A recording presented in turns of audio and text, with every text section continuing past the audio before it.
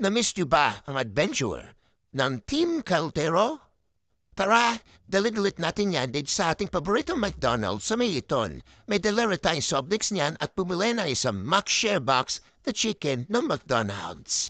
Kaya naman tayo lagi dito napunta kasi napakabait ng staff dito. Lagi tayong pinahihiram ng plato at binibigyan ng baso pati na rin kubiertos.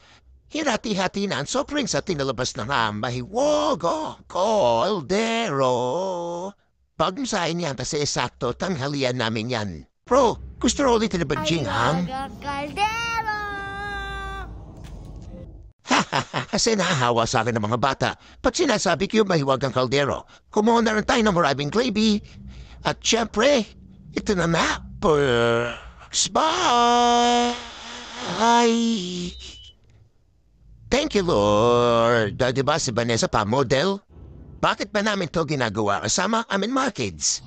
Gusto lang kasi namin ituro sa kanila kung paano maging practical na hindi man naman kailangan gumastos ng malaking pera para magkaroon ng isang family bonding. Ganun din tinuruan din natin sila na maglikpit na panilang kikaragainan nang sa ganan makatulong naman sa mga crew na nagtatrabaho dito. Paano? Busog na ang Team Caldera?